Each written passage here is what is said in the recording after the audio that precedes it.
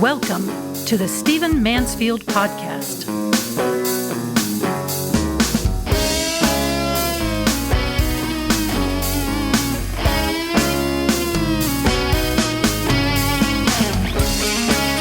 Well, welcome to the Stephen Mansfield Podcast, where we look at our current events through the lens of history, through the lens of character, through the lens of leadership, and through the lens of faith. I want to dive right in this episode and talk about what's happening on our university campuses. As you know, we have riots right now going on many of our university campuses. They've gotten violent.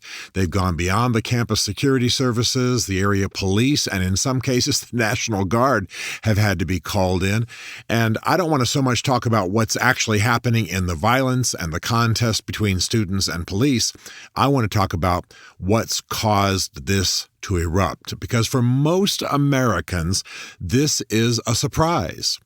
Well, I have to tell you, no arrogance intended, that it is not a surprise to those of us who work on university campuses and those of us who watch the trends. So let's dive in and talk about the three factors that are most causing what we're seeing right now on the campuses. Now, all of you know the recent history. October 7th last year, Hamas charged into Israel, killed 1,400 people, violent, bloody. There is some debate about exactly what happened, but no question, grandmothers were split open, young girls were taken, raped, killed. There are about 200, it's been 200 days, but there are probably, if they're all alive, about 120 Israeli hostages in the tunnels underneath Gaza. And so Israel has invaded Gaza, and there have been massive deaths, much killing, much violence. And here we are. Now the university students are protesting. Really what they're doing is protesting Israel and the taking of a reported 34,000 lives. Those are Hamas numbers, by the way. And the fact that this thing is gotten worse. There are some attempts at a peace settlement, but it hasn't happened yet. So what's causing this on American college and university campuses? I want to say, first of all, that I love colleges and universities. I love the life. I love the good they can do. I love the research and the science and the knowledge. When a university functions well, when it does what it's supposed to do, it's a great part of civilization. It's a beautiful part of the life of a young person. I, as you know, don't think that everyone should go to college. I don't think a 4-year degree is an automatic rite of passage. I think it should be only for people who are preparing for the kinds of life and trade on the other side of a 4-year degree. I'm a big believer in the trades. I'm a big believer in the skills. I think the many people who are going to be very wealthy in the future and live happy lives will be locksmiths and carpenters and computer programmers and mechanics and et cetera, et cetera, et cetera. My brother, a man I admire very much, got a plumber's license, did plumbing, started Cruise, a company, went into gas products, very wealthy, very happy, never finished college, and has done it all in the trades. I believe in it in a massive way, and I know you're seeing probably a lot of the articles and the trends and the television shows that push this very thought. By the way, my friend Dave Ramsey does great shows, great interviews on this very topic. Check it out. So nevertheless, though I'm a big believer in the trades, I believe in universities. I love them. They're a creation of medieval Christendom. I'm grateful for them. I've been a product of them. I did an undergraduate degree, got a bachelor's in history and public policy, a master's degree in history and educational philosophy, master's degree in history and public policy, doctorate in history and literature. Not bragging at all. What I'm saying is I clearly am committed to university life, college life, and I'm a senior fellow for public leadership at a university right now, part-time, with what time I have to put there. So I love universities. I love the good. I love the sports. I love young people emerging into adulthood. I love all of it. I hate the abuse. I hate the predatory system of debt. that bedevils college students. I hate the negatives. I could just go on and on. I won't get dark here, but I really despise it. The negatives of university life and what's happened. We'll talk about a little bit of that today. So, reclaiming my mind here just a moment, there are three things I want to talk about that are leading currently to the violence on campus. Universities that otherwise can be amazing. One of them is the predominance of neo-Marxist thinking. Okay, and I'm going to keep this simple, but we all know what Marxism is. We all know that Marx believed essentially that the wealthy and the ownership class oppresses the poor, and there should be a revolution that overturns it and that pulls down government structures and economic structures that oppress the underclasses, and then that there should be a new society along a socialist model. All are equal, from each according to his ability, to each according to his need kind of thinking, and that you'd have a totally egalitarian society. It's a myth. It's never happened. And those societies, those movements that have built on Marxist ideas have been the bloodiest and the most unequal in world history. So it's a complete myth. However, neo-Marxism is more the idea that if there are four of us in a room, one of them has to be oppressors. That there are always oppressors and there are always the oppressed. And it's not just those who are economically oppressed, as in a Marxist model, but there are those who are sexually oppressed and intellectually oppressed, and oppressed in terms of gender, and oppressed in terms of gender preference, and oppressed 1,000 different ways. So history and human relationships, even marriage, even church, even love, are all viewed through the model of the oppressor and the oppressed. And this, of course, creates the victimization mentality that we deal with in our society. And so as a result, you constantly think that way. I've literally had people say to me when they walked up on me sitting with three black friends at a dinner table, they literally made reference to me being the oppressor as a white guy amongst three black guys. What they didn't know is that one of the black guys was a general, another one was a millionaire, another one was an NFL star. All of them were more powerful than I am. Two of them were wealthier than I am.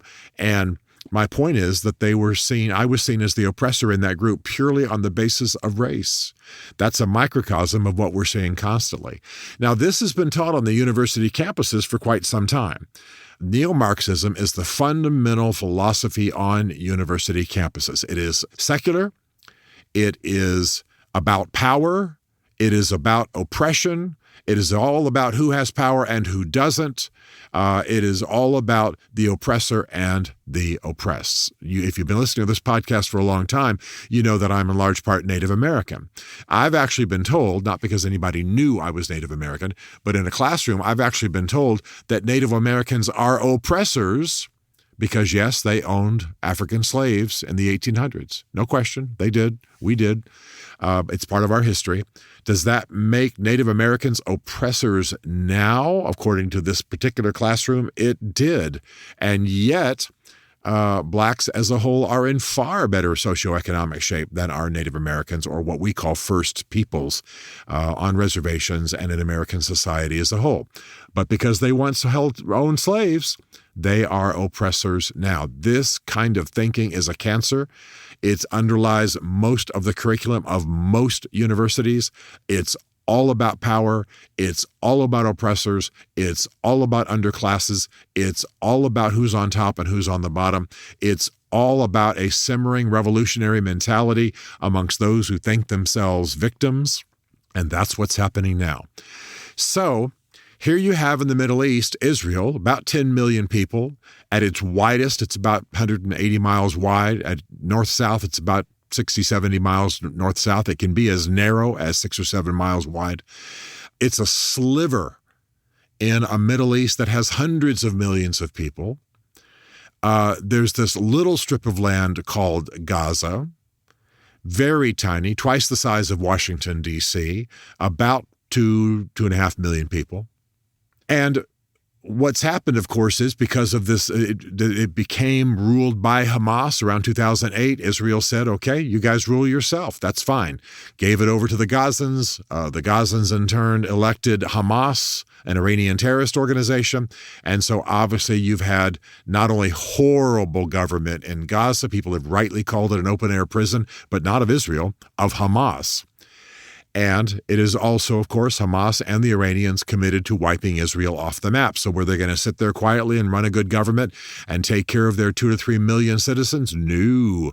They were going to radicalize the whole thing, build ammunition dumps under hospitals and schools, and, of course, just constantly poke the bear of Israel. Well, on October 7th last year, they did. They killed 1,400 people. It was violent. It was bloody. Babies, grandmothers, children, girls, rock festivals. I mean, they went after the innocent because they didn't have the courage to go after the military, and they knew exactly what was going to happen. They knew exactly what was going to happen. They were going to poke the bear, and Israel was going to come in, and they were going to probably overdo it, Israel, and the world would turn in Gazans and Hamas's favor. And that is exactly what's happening. So on the university campuses, you have the situation between Israel and Gaza fitting perfectly the worldview of most university students, most university classes, most university professors. And that is that there are oppressors and there are the oppressed. And the oppressed ought to engage in revolution. This is the basis, the philosophy behind Black liberation theology. It's the philosophy behind almost all liberation. LGBTQ liberation theology. I could go on and on and on. Neo-Marxism is the prevailing ideology of our day. Our current president buys into it.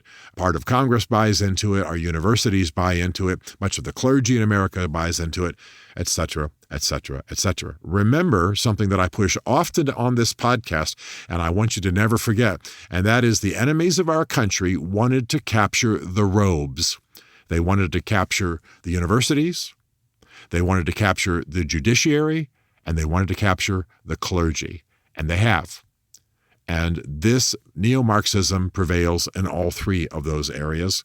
Watch it carefully, but this is what explains what's going on in our universities. The second thing that explains what's going on our university campuses, beautiful, lovely, publicly funded for the most part university campuses, is that we have a wacko immigration policy and even crazier student visa policies. Now, I'm all for students around the world coming and studying at American universities. That's fantastic. But often we educate our enemies. Just study how many of the leaders of Japan prior to World War II studied in the United States. Did it make them love us? Did it endear them to us? Did it make them want to live here? Well, apparently not. They went back and they led the war and assault on the United States that led to a bloody war. And, by the way, damaged Japan for generations. So we welcome students from around the world on student visas, the vast majority of them being Muslim students from Muslim countries. And they then come to the United States. Now, let me just pause and say I sometimes need to get a caveat so you don't think I'm just crazy right-wing here. I work in the Muslim world, have more Muslim friends than most Americans can count, love my Muslim friends, want them to come to America, work closely with the Kurds who are loyal to the United States, and I'm delighted for them. And I think we should be bringing people in to study at our universities. However, when you bring someone in and they then lead a riot in favor of a terrorist organization, let me be clear here. We're not just talking about Palestinian students or Middle Eastern or Muslim students saying, hey, Israel shouldn't be killing as many people in Gaza. No. We have chants on the university campuses led by these Middle Eastern student visitors, people on student visas. They're chanting, we love you, Hamas. We love your missiles. Death to Israel. And in some cases, death to America. Now, that's what's being chanted on many of the university campuses. Let's be clear. This is not the peace movement of the 1960s. This is not an anti-Vietnam movement. This is in favor of a terrorist organization, a bloody, Iranian-backed. The Saudis, other nations admit openly and urge America to deal with Hamas because it's a terrorist organization. So we've got people on our university campuses who are here, who are guests of ours for the sake of studies. They are now breaking windows, taking over administration buildings, and chanting, "We love Hamas, we love your missiles, death to Israel, death to America." These people need to go. They need to go. We don't need to have people like that in our country. I'm glad that some of these universities are finally getting some courage and are saying if you are involved in these riots, you will not be readmitted as a university student. Some say 5 years, some say forever. They're finally beginning to prosecute. Judges are finally throwing the book at these students. I'm all for the freedom of speech. I'm not for violence, and I'm not for us being manipulated into using our university welcome system to the international community as an opportunity for people to support terrorists in our backyard. So that's number two. Number two is that we have a huge number of Middle Eastern students who are largely pro-Hamas, who have bought into this neo-Marxism and who are literally leading these chants. The third thing that's causing a problem, and I've mentioned this before, is the stunning level of ignorance among American students. Your average American student, white, black, Hispanic, Asian, just all American kid going to college, he or she does not know much about Middle Eastern history. We don't teach it. We don't talk about it. I mean, how many of you think about when you left high school? Could you have even told me where Jordan was or Syria? Could you even have told me the difference between Shia and Sunni? Could you have told me what Wahhabism is in Saudi Arabia? Would you have had any idea? I'm not picking on you. I'm saying very few of us could. So you go to college and you meet a few kids who are, studying here from, let's say, Jordan. I'm not picking on Jordan. Love Jordan. Love the Jordanian royal family, or maybe they're Palestinians. There aren't many of those in our universities, or maybe some, from various nations in the Middle East, and they are obviously pro-Muslim, pro-Palestinian for the most part. And now they're here. So they start doing their lunchroom version of mini seminars. And the average American kid gets sucked into it. Why? Because he's also hearing from his university professor the whole philosophy of neo-Marxism, that there are oppressors and most people are oppressed. And anybody who is white or rich or Western or whatever, you understand what I'm saying, or has the power in a given situation, they are automatically oppressors. Not necessarily true given the lessons of history, but let's debate that at another time. So you've got kids on college campuses protesting, making up Marxist fist in the air, saying things like from the river to the sea. And when a woman I admire very much, I've mentioned her before on the air, Noah Tishby, Tishby, an Israeli actress, producer, a beauty queen, journalist, walks around amongst these kids. They see this pretty journalist. They assume she's CNN or BBC or something. And she starts asking them, what does from the river to the sea mean? They don't have a clue. Almost every time I've ever seen anyone asked, any protesting student asked on the air, what does what you're chanting mean from the river to the sea, or death to Israel, or death to all oppressors, or one student was chanting in the terrorism, and they were asked, well, who is the terrorist in this situation? They said Israel. Well, who are the Gazans? Oh, the Gazans are democratic and they're free, and they didn't know who Hamas was. They didn't know that Gaza was ruled by Hamas. They certainly didn't know that Hamas was a terrorist agent of Iran. They didn't know anything of what they were talking about. They were just angry, and they were in an emotional mood of neo-Marxism, and for all I know, and I don't mean to be insulting, they were dating a good-looking kid from Jordan who was pro-Hamas or pro-Palestinian, and they just started chanting things they didn't understand. I'm not trying to be insulting. I'm saying that many of these kids, these average, normal American kids who've been caught up in this protest, they clearly, all the surveys show, all the on-site interviews show, they don't know what they're chanting.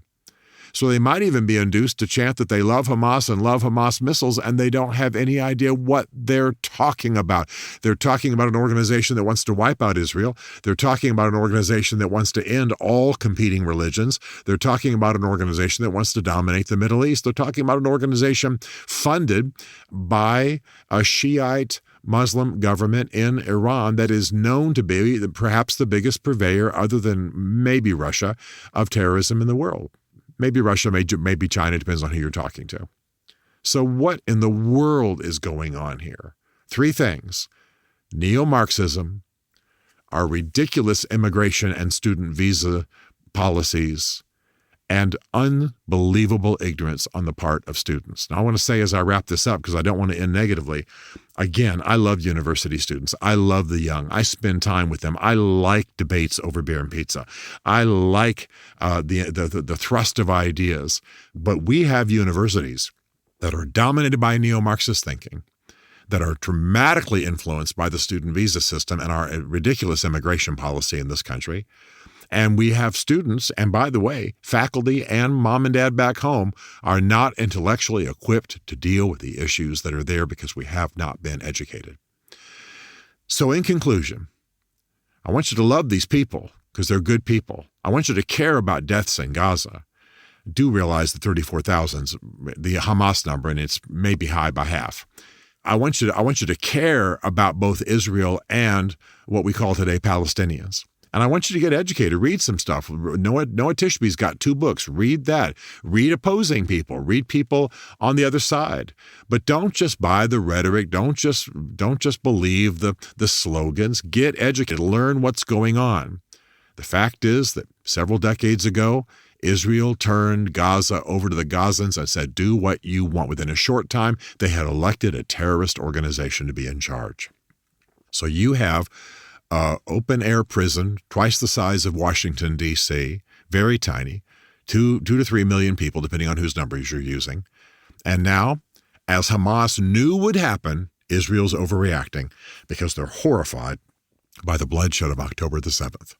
This is fixable. We got to get smart. We got to negotiate a peace. We got to help heal Israel. We got to fix Gaza. We can do it. But what's not going to get it done is a neo-Marxist perspective that sees one as the oppressor and the other as the pristine innocent, a policy influenced entirely from the Middle East, in an environment of stunning ignorance because we have professors teaching more about neo-Marxism than we do teaching more about the facts of Middle Eastern history or American history or African-American history or First Peoples history. All right, I'm not mad, but I want to see it fixed. And this is going to be maybe the darkest thing I've said on this entire podcast. I'm kind of glad for what's happening on the university campuses because at least it's bringing to the surface what some of us knew was beneath the surface for so long. So we have an opportunity here. We have a moment. Let's not be ridiculous. Let's get smart. Let's get sane in our policies. And let's heal this thing. We can do it, but we can't let the radicals take the lead.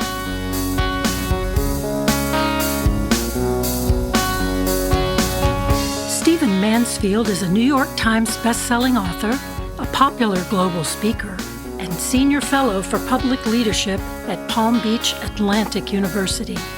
His groundbreaking books on faith and society include The Faith of George W. Bush, The Search for God in Guinness, Mansfield's Book of Manly Men, and Lincoln's Battle with God. Learn more at stephenmansfield.tv.